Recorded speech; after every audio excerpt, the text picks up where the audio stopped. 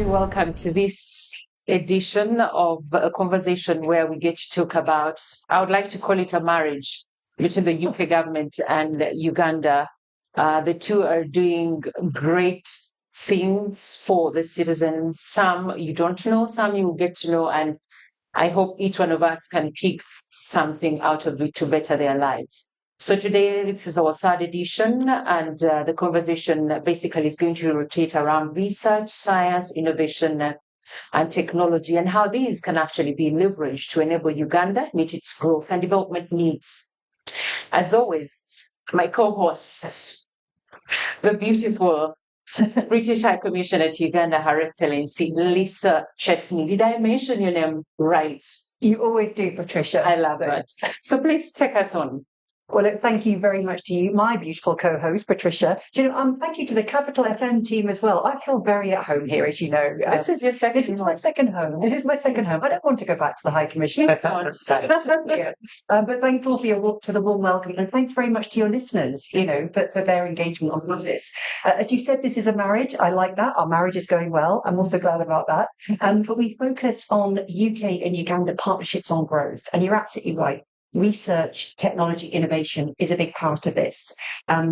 What people might not know, maybe you do, is that for Uganda, research, science, innovation, technology, right at the heart of the country's growth plan. So I saw that by 2040, there's an ambition to have essentially information, communication and technology exports up to 40% of total exports by 2040. So it really matters. And from a UK point of view, it matters too. We're actually the third largest market globally for AI. We knew that. Anyway, it's exciting for us both. It matters. But we need some expert help, I think, to unpack this topic, don't we? It's quite abstract. So we have the following very distinguished individuals with us today. Professor Moffat Nyirenda from the Uganda Virus Research Institute.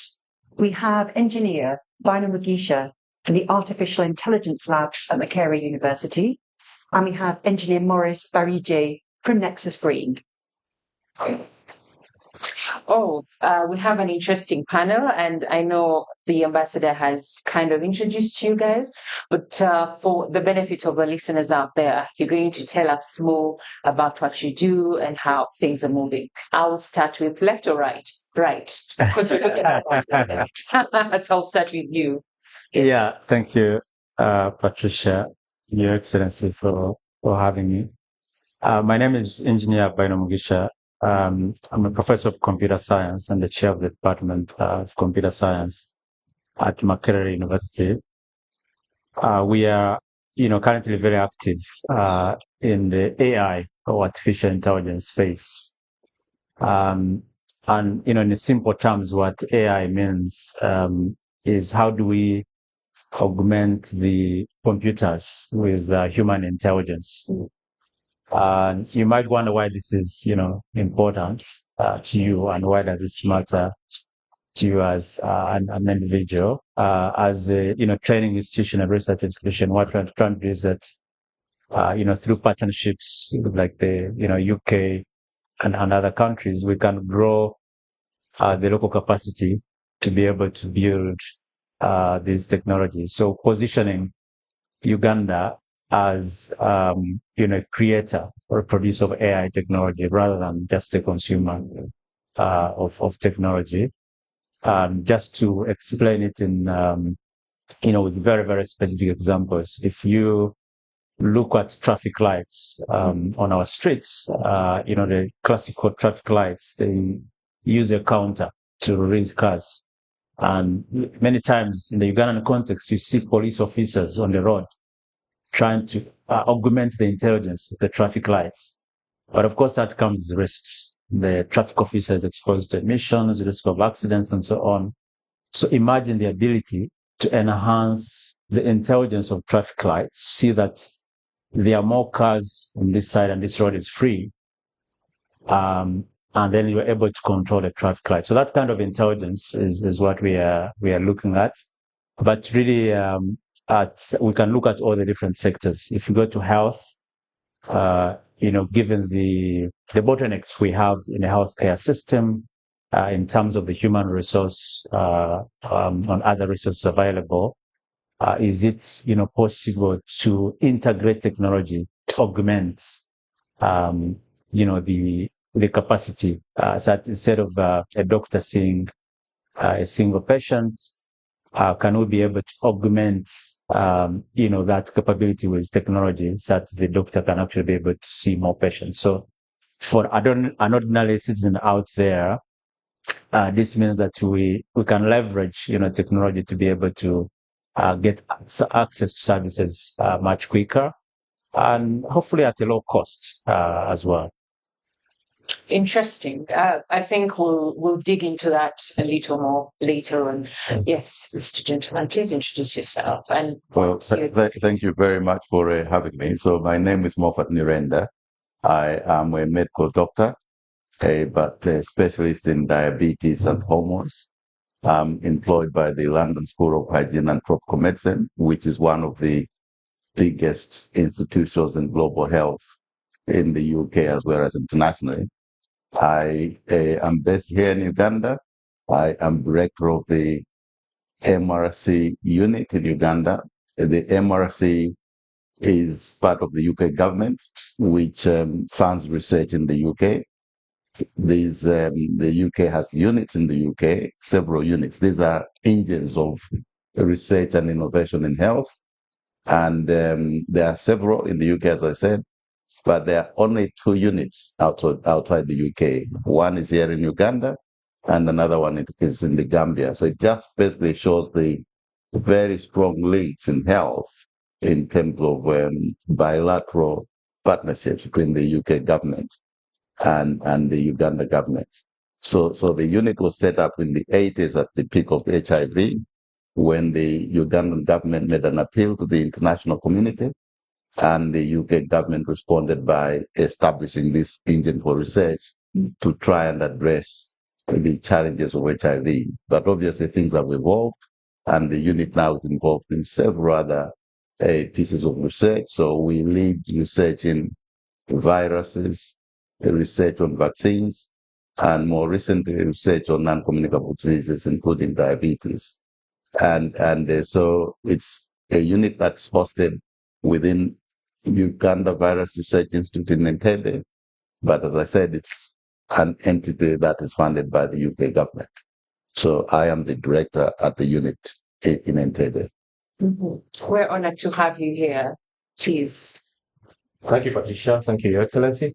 I'm glad you talked about the marriage between the UK and Uganda, because listening to my co-panelists, I'm seeing that they are from the research side, from the academic side. I was a little bit pleasantly surprised, because I come from the trenches, as you'd call it. So I always thought, British government actually supports more in the trenches, but it's actually across all the areas, which is quite interesting, Your Excellency. So my name is Maurice Barige. I'm a telecoms and electrical engineer. I had a British company called Nexus Green in Uganda. Nexus Green is the largest solar company in the country today. The headquarters is in Leicester, in the UK, but has operations around the world. The biggest operation is here in Uganda, but we also have operations in Kenya. And so Nexus Green deals with solar, everything to do with solar. I'll speak specifically about Uganda and the relationship with the British government. Recently, the Uganda government, about 3-4 years ago, up to 2021, the Uganda government obtained a €94 million loan to promote agriculture. So Nexus Green is actually delivering solar powered irrigation solutions, water supply to the entire country. We have 5 offices across the entire country, and we are using a new technology. And when you talk about AI, I see that we're almost going there, because the kind of irrigation that we're doing is about how do you use for example, meager resources of water that you have at a farm to know which part of the garden to be able to irrigate at a particular time, whether it's 6 o'clock in the evening, 6 o'clock in the morning. And so that's something that we're doing across the entire country. We also provide solar solutions for industries, for factories. Very soon we'll be also starting solutions for homes, for domestic use. And Your Excellency, as you may know, At the end of this year, we should be able to open our solar panel manufacturing plant here in Uganda. So that's something that, that strengthens that marriage that you talked about earlier, Patricia. So pleased to be here. Thank you. Excellent. And I'm coming to see that when you open it. Please give me an invite. I'm trying to get out and about. Thank you. Well, look, Patricia, you've introduced our illustrious panel and what a panel it is. I want to come back perhaps to start our discussions to health, to the health and medical research side. Professor, head of our Medical Research Council, as well as fingers in many pies here. You talked about the strength of the UK-Uganda partnership in health. And actually, I'm only 4 months in, but I really feel that. The UK is actually, people might not know this, we're the second largest bilateral partner on health in Uganda. We work very closely with the Ministry of Health. And through that, we've actually seen the expertise and talent, I think that's here in Uganda, but the partnership goes beyond government to government. And as you've highlighted, that research link is really strong. I think somebody told me there's 38 research programs funded by the UK and Uganda. And I hear from UK counterparts how much they learn from that partnership. Now you touched on the unit, didn't you? The unit, this facility here, one of 2 facilities outside the UK. How significant has that been, would you say, in positioning Uganda as a global leader in medical research, and particularly on epidemic and pandemic response?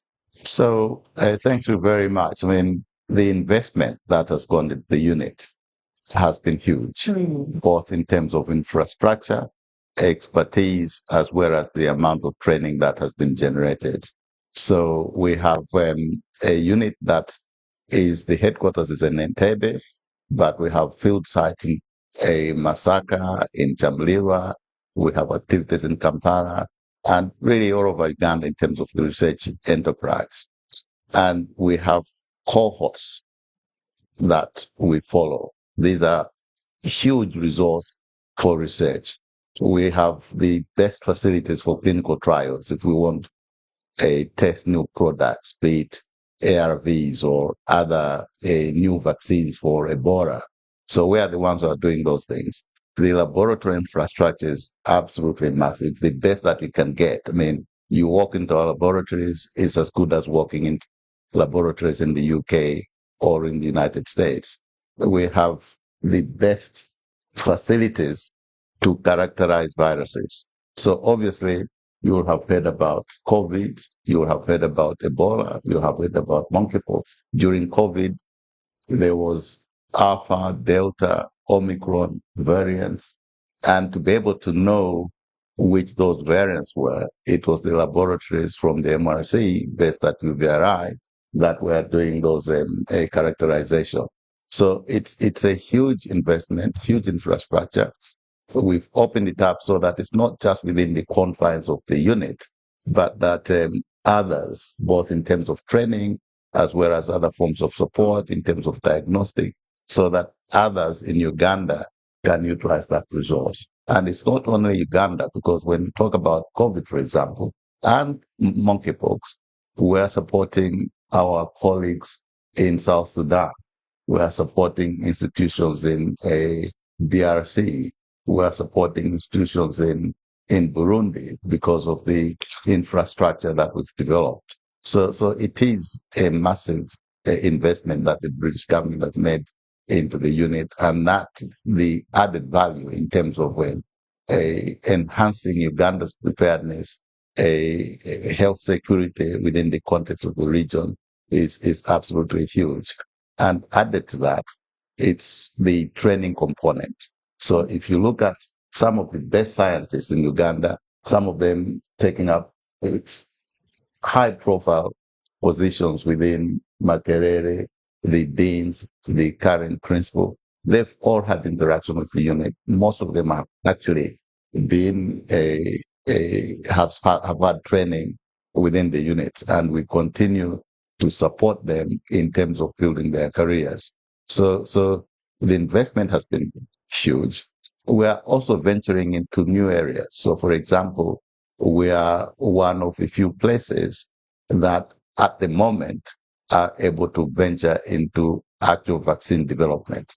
So developing vaccines for COVID, developing vaccines for some of these new threats. For example, the chimeric Congo hemorrhagic fever. These are equivalent to Ebola, playing around whether we can develop vaccines for Ebola.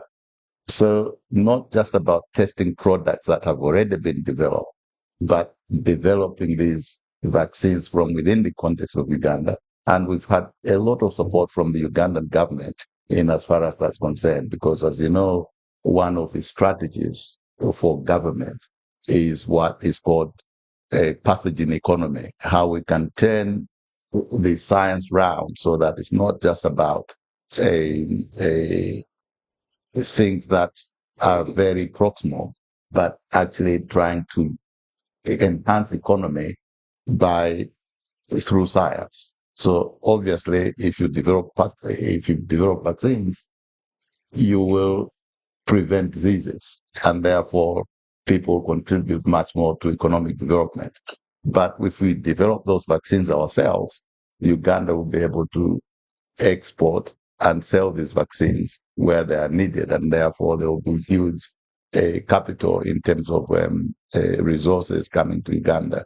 So our unit is playing its part in as far as that's concerned, obviously stimulated by this investment from the UK. So it's not just about the unit, the core funding, a lot of funding that supports the actual research activities is sought or comes from the UK government through MRC competitive bids, but also through what is now a major funder for research internationally from the UK NIHR, or National Institute for Health Research. Huge grants coming to Uganda, not just to us, but institutions like Makerere, Mbarara. If you go there to ask them who is funding your research, it's these schemes from the UK, and they're being championed in a way that more and more they want the center of gravity to shift to the south. So there will be professors at Makerere, there will be scientists at Makerere who have titles that reflect like NIHR professor through UK funding. So the investment is huge. We can talk about this forever. Excited. I really to keep up to date with my acronyms. You learn a lot, don't you? Yeah.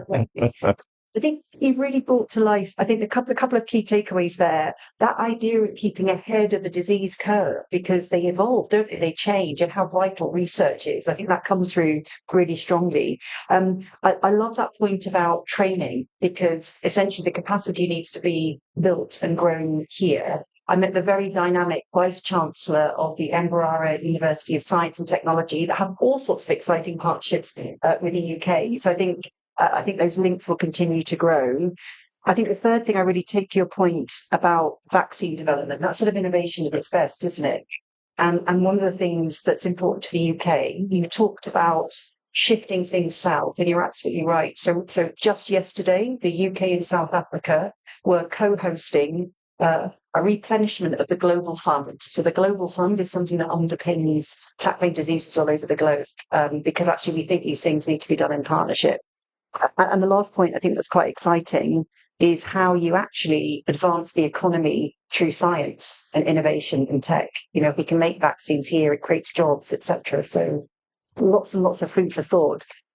Was there anything new in that for you, Patricia? I'm learning here. I think you've said much of it, but one thing that interested me is just, it sounded like a sigh of relief to actually know that there's a team that is working so hard, because now Uganda is faced with all sorts of threats, right from COVID. COVID hit us so bad. We didn't know what was coming next. Each other day we were living in fear. But it's good to know that there is a team that is working ahead and just giving us that sense of safety and reassurance. It feels good. And that brings me to the next question. Do you get the sense that Uganda's public health system is getting stronger and resilient as a result of this?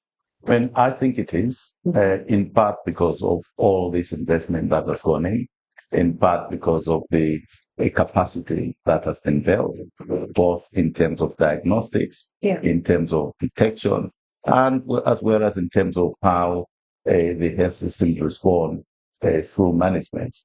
And we are now in the current wave of Ebola. If you look at how the detection came about, it was much faster than it had been done before.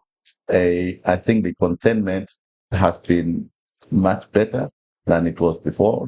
Obviously, unfortunately, one death and 8 or so cases. But if you read the news yesterday, the minister was saying those 8 cases are now potentially discharged. It just shows how resilient the system has become. And that there've been no further new cases, in as far as I understand. And therefore, it shows that we are becoming more resilient. So the rate of detection, the facilities to contain and manage have all increased. That's just one example. The government has put in place other measures, for example, in terms of the National Health Adaptation Plan for to address climate change. All those elements are making Uganda more resilient. Some of the research that we've contributed to ourselves, for example, when it comes to how best we can manage chronic conditions. HIV is a chronic condition. Diabetes is a chronic condition. Hypertension and other conditions. They are currently in silos, managed through dedicated programs. You know about HIV. No one else can enter those clinics. We've come up with some research that has tried to dismantle those silos, take up a much more holistic approach, a patient-centered approach. So people are managed under one roof. And that has been seen to be very successful and also much more efficient, saving the much more needed resources. And it was announced just last week. I don't know whether it's from the challenges that are now apparent from the US directive. The government has acted very swiftly to say we will go down the route of integrated care, and that will enhance resilience, and therefore the systems will be better prepared. The challenges will remain. Hospitals will need continuous power supply, so it's good to see that individuals do that, and there will need to be advances to capitalize on AI. We have dire shortage of expertise. We don't have that many experts. We don't have people who are trained in a way that they can manage everything. There is potential to leapfrog the whole process by embracing AI, as engineer was alluding to. It's not just traffic lights, but also when it comes to health. So there is a lot of potential there to make these systems even more resilient. So my feeling is that yes, we're getting there. We should be mindful of the challenges that still remain, but they are not unsurmountable. Mm-hmm. Thank you very much. And if you have just joined us, we are having a conversation around the Uganda-UK partnership. And today we are speaking research, science, innovation, and technology. And yes, we'll go to my friend here, Engineer Bainomcha. Is that how your name is pronounced? Correct. Nice. I like to pronounce people's names in the right way. Yeah. And I'm glad I did that right. So let's talk artificial intelligence here. AI has become a buzzword everywhere. Exactly what is its transformative potential for everyday life? I mean, why should Ugandans even be bothered about artificial intelligence? Yeah, thank you. As you say, when we say AI, we mean artificial intelligence. And as Ugandans, we need to obviously, pay attention, because the fact is we're already consuming AI in our digital platforms, either the phones or digital platforms that we are using. So it's very important to, get into this space. I think before, a few months ago, before the launch of, the large language models, or things like ChatGPT, I think it was very difficult to explain AI, what AI can do. But with the explosion of the use of, ChatGPT, which is basically the interfaces, computer interfaces that make it easy for people to ask English-like questions or human-like questions, natural language-like questions. I think now most people, when you talk about AI, they actually think about ChatGPT, but actually AI is much broader than that. AI is really about how do we make our digital systems smarter. And for us to be able to do this, there is a process. As a university, one of our core mandates is actually on teaching and training, around AI, education and research. And we started, this field in 2009, actually through collaboration with partners from the UK. In fact, one of our co-founders of the AI Lab, John Quinn, is actually from the UK. He came to the UK soon after completing his PhD, and at that time, even when no one was talking about AI, we actually started building use cases on what AI can do for Uganda. And one of the initial cases we are looking at that time was actually agriculture. You have a farmer who is in the field, and the farmers are faced with, pests and diseases. But sometimes, they are like these unknown kinds of pests or even diseases. And one of the first use cases of AI that we worked on was how do we make it possible for farmers to actually diagnose plant diseases with their phones.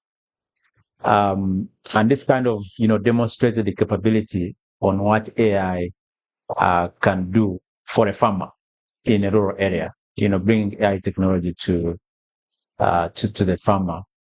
But now with the explosion of AI, when you take every sector, you can actually see a use case of AI, and partly because of some of the constraints that we work in, as Professor Moffat was saying here.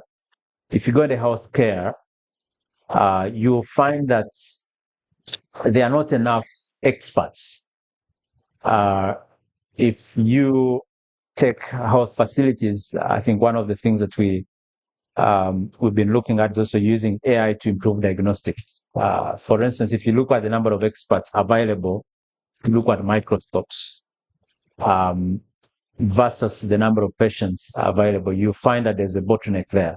And one of the things that AI can actually do is that we can train computer models to be able to automatically take a sample of malaria and actually tell you whether there was a malaria incidence or not. So these are the kind of cases that we are looking at. But as a university, our role really is can we be able to build local capacity on creating AI? Two, can also be able to demonstrate what AI can actually do for Uganda. And then the third element of that, of course, is because when you talk about AI, there are inherent risks that come with it. I think when you talk about AI, there are worries about people losing their jobs or getting replaced. The fact is, AI is going to shift some jobs. It's going to create new jobs, but also some jobs are going to go away. So as Uganda, we also need to, really pay attention to this. And some of the things we are doing now through the partnership with the UK, particularly FCDO and IDRC of Canada, is building research teams and training programs on how we can build responsible AI systems. So responsible AI system is that can we be able to build local capacity to build AI that does more good and less harm? So that's essentially what we are, currently focusing on, and what AI is. I think I like AI for people that are engaging in agriculture to be able to read more or be ahead of, for example, the life of the soil You just don't want to wake up and plant and then you don't get any yield. So AI should be able to, tell you that, what, in this period, your soil will be dead and then you have to do this. Just, it's nice to work smart. Lisa? Exactly. It summed it up as ever. It's about working smart, isn't it? It's about adding that extra layer. And I love the fact, engineer, you were talking about that fund, the UK-Canada fund, that's all really about sort of expanding AI for development, exactly as you say, Patricia, for low and middle income countries. And it's great to sort of hear how that's practically being put into use. And you're right, this is something I think some of us feel a bit scared about AI. Yeah. I know I do, if I'm being honest. But I also feel excited at the same time.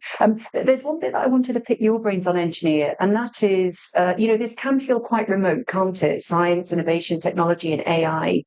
As Patricia said, we want to unleash the potential for a farmer, for someone in the creative industries, for somebody doing business to be even more effective and efficient. How does the voice of that farmer or that trader or that business reach these big discussions that are going on about where AI goes and the research? How do you bring those two bits together? Yeah, thank you, Your Excellency.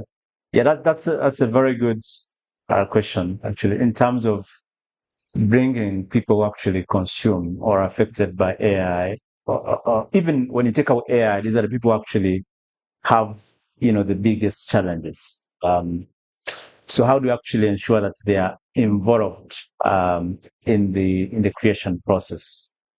So one of the the things that we do is that through the design and the setup of our innovation programs around AI is actually to ensure that all the stakeholders, the key stakeholders, are actually involved.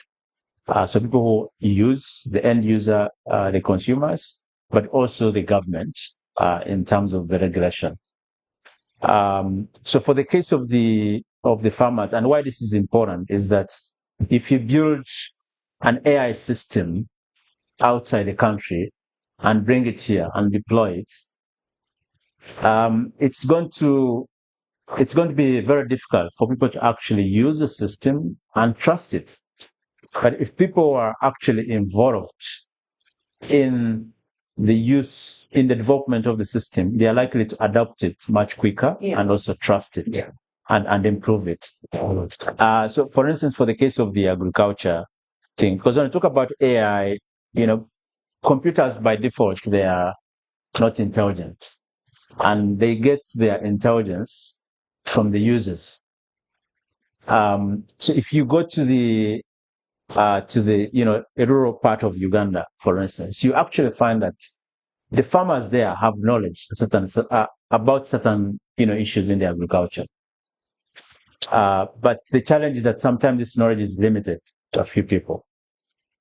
And we can actually leverage that because we can leverage the expertise of the farmers or even extension workers to train the AI system. Because for the AI system to be able to recognize that this cassava plant is diseased, a farmer or an extension worker has to be given maybe 100 images and annotate the images that have disease incidences. And then we take these images, we now train an AI model. So from the farmer, it gets the intelligence, and now the AI model is actually able to reproduce that. So that's one way to integrate the local or the farmers into the AI development. The other use case, which is quite popular and makes sense for Uganda, as you know, Uganda, we are quite diverse, over 40 different languages across the country. And most of our systems are, usually in English. But actually to build an AI system that can be used by some of these communities, we need to actually make it accessible in their local languages. And it's unlikely that you get an expert outside, Uganda who will actually build an AI system that can be able to understand the local languages. And one of the things we've been doing is working with local communities, people who speak very good Luganda, people who speak very good Risoga. We give them, phrases of, English texts, Someone can translate it in Lusoga, and then someone who actually speaks very good Lusoga can read over or voice over them. And then we use that to build a language model that can understand Lusoga. So these are some of the ways on how we are, engaging the local communities into this. But of course, we do not do this, without also the collaboration, because we know that expertise exists elsewhere, like the UK and the other countries, on language, technology. So we leverage some of these partnerships, for instance, under this, the FCDO and IDRC funding, to leverage expertise. I think expertise is good regardless of where it is, whether it's in the UK or elsewhere. So being able to leverage this expertise that exists elsewhere, and then embedding in the local expertise, and then the local context knowledge that comes from the researchers, but also the ordinary Ugandans, to actually build an AI system that is relevant and usable for our context. I love that. And I love the idea, as you described, of a farmer, for example, helping make the most of AI or making the AI system more expert. I have to say, I feel that I am less intelligent than my computer. It beats me every time. Maybe the farmers have nailed it. But I think agribusiness is an area, we've talked about this before, haven't we, Patricia? Agriculture is an area of potential. Yeah, yes, it is. And I like that you're already engaging the people that are meant to benefit this.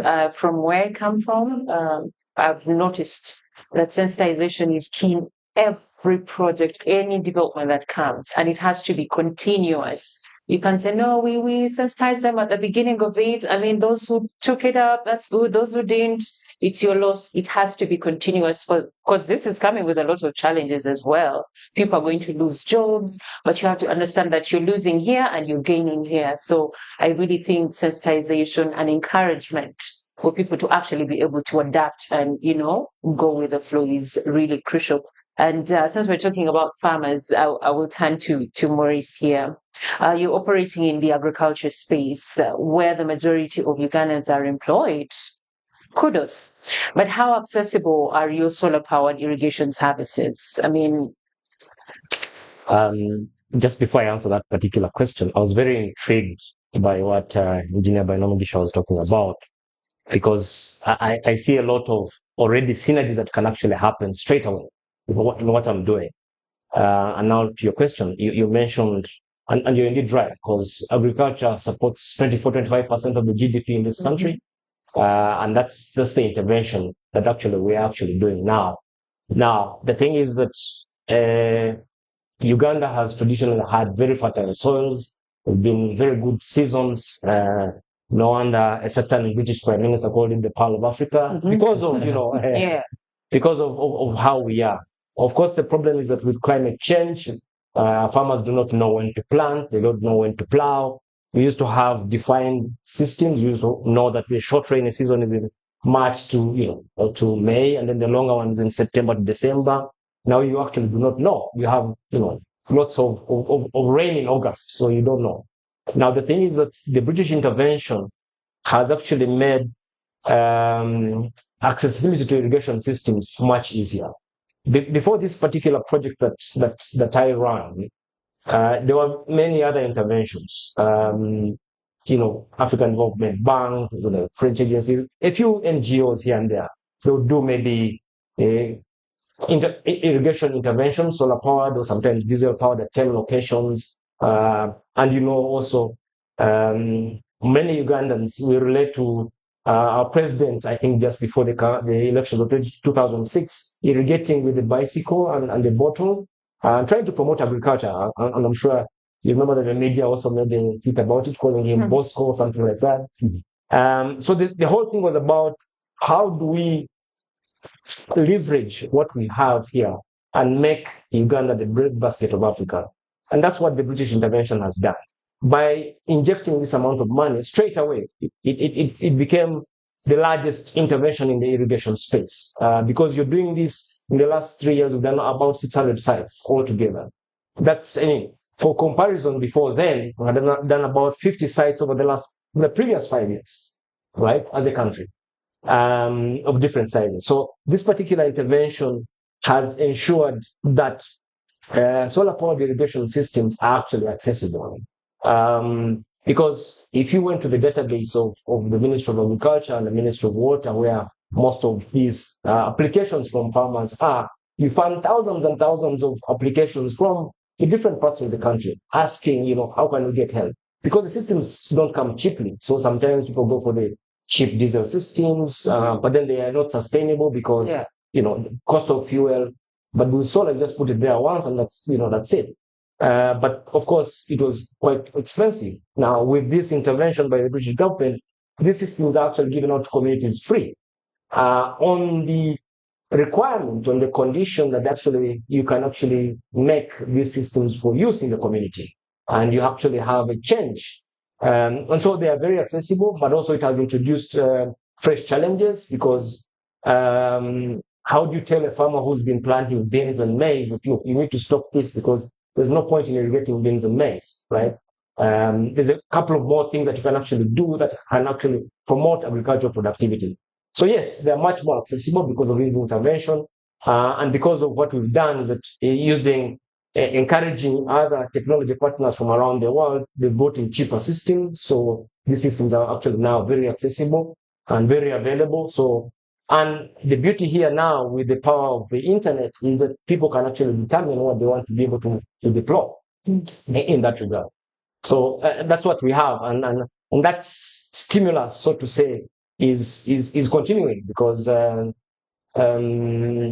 Uganda, the marriage continues with the British government because I know that the British government is actually trying to support a phase 2 of this particular program, which will support another 700 groups of farmers. These are not just individuals, it's groups of farmers. So you find that in this first phase, for example, you have almost 10,000 households taken care of in this particular instance. And it's not just in irrigation systems, but also in water supply systems, so it's massive and it has brought, services closer to the people, water closer to the people. Yeah. I think I find it fascinating because somebody did tell me, Maurice, and maybe you can check this fact. Yes. Actually, only 3% of Uganda's arable land is irrigated at the minute. So that means there's a lot of potential, actually, a lot of potential that could be unlocked through climate smart innovations. Yeah, absolutely. And the thing is that it's amazing what this does. And when you talk about what I have a farmer. A group of farmers in Masaka, right? They had this piece of land where they were trying to do some, carrying water from the traditional irrigation. You'd be carrying water from a well to try and pour the water, sort of hose the water all around the gardens. But we've introduced new technology whereby the technology sort of mimics the rain. You lay pipes and there's in between laser spray. In between sprinkler and drip, it's called laser spray. So you mimic the rain. Now, the productivity of this farmer, believe it or not, it's amazing.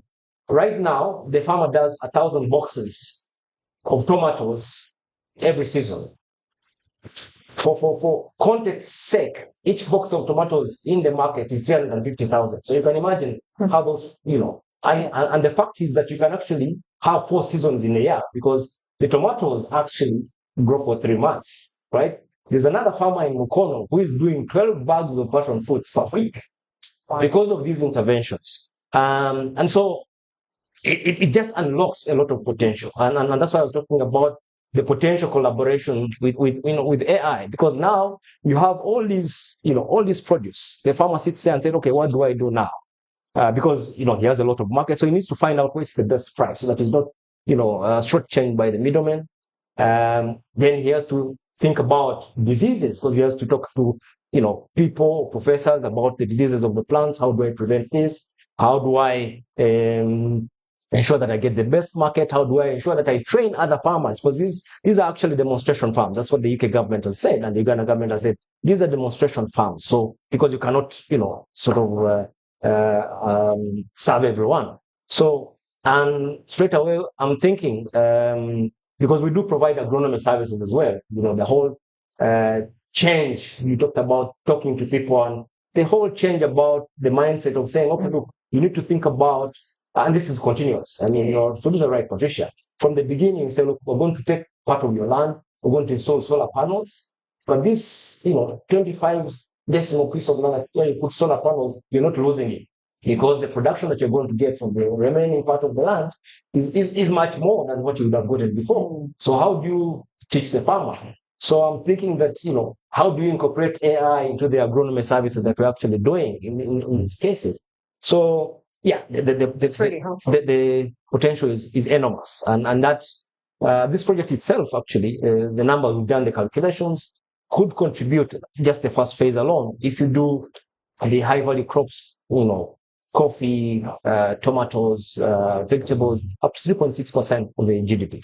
I'm going to have to remember these statistics. These are really powerful ones. And you're right, there's lots of pieces in the jigsaw, isn't there? So I'm glad that with Nexus Green, you're able to unleash your potential partly through UK export finance. So we know that that's an important part of the mix. Yes. But also those programmatic interventions around building climate change resilience, making a difference to households. I'm hearing that's something that's important for us to continue supporting in partnership with Uganda as well. 100%. My goodness, I've learned a lot, Patricia. I don't know about you. I mean, how on earth do we sum this up? Actually, when he was giving his submission, he talked about a gentleman in Mukono who gets 12 bags of passion fruits in a week. And I'm like, what am I doing in the newsroom? You're losing out on money.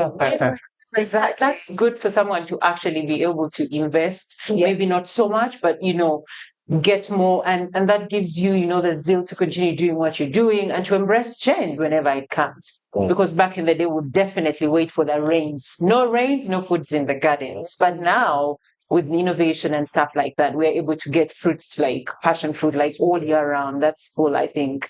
And we're going to talk agri-innovation. And that is exactly where you are, Maurice. Yeah. So how big a market opportunity does Uganda promise? And also, briefly, we'll talk about how easy it is to acquire investment finance here. So I think when we start talking about agribusiness and agri-innovation, we have to think much more than Uganda. Because we have the potential not just to feed Uganda. Because you talked about the fact that, you have tomatoes all year round, you have pineapples all year round. Yeah. And people are wondering, how come nowadays you have pineapples all year round? And I can tell you that every morning, right, there's a group of Kenyan trucks that come in. Someone was talking about 50 trucks that cross the border, bringing in carrots, onions, all these onions that you buy in Nakasero market are from Kenya. And what do they ferry back? They ferry back tomatoes, they ferry back avocado, they ferry back pineapples, right? And funny enough, they're clever. They reach them, they say produce of Kenya and export them. That's a whole different conversation we shall have. But the thing is that the market opportunity is enormous, right? Because we're 45 million people. And as Her Excellency mentioned before, you only have 3% of the land being used. So what are all these people going to eat? Even if you start irrigating today, because the target had been to increase the irrigated acreage of Uganda. Right now it stands at about 75,000 hectares. You need to, the country is 256,000 square kilometers. You need to push it to maybe 100,000. And that thing is that it's real that Uganda can become the breadbasket of Africa. Yeah. It is possible. Because I know that we buy gonja from Congo, but they take a lot of our bananas. They take a lot of our, especially fruits and vegetables. So the market opportunity is huge.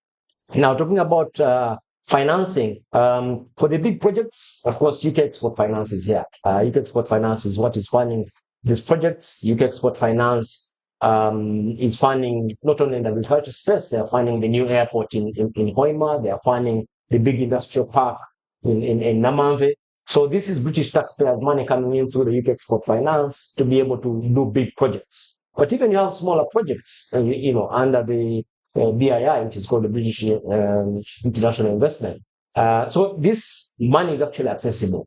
Now, what happens is that when UK Export Finance and these other entities come in, and then of course you have FCDO providing some grants, then you even have a challenge to the local banks and saying, okay, look, there's money here, so we need to change our business models to able to access or support the SMEs and other farmers. So that opens up the market and opens up the market for investment finance, which is what it is. And the thing is that what we have also seen is that the British government, through other instruments like Garantco, provide guarantees to banks, which help the banks able to provide financing at cheaper rates.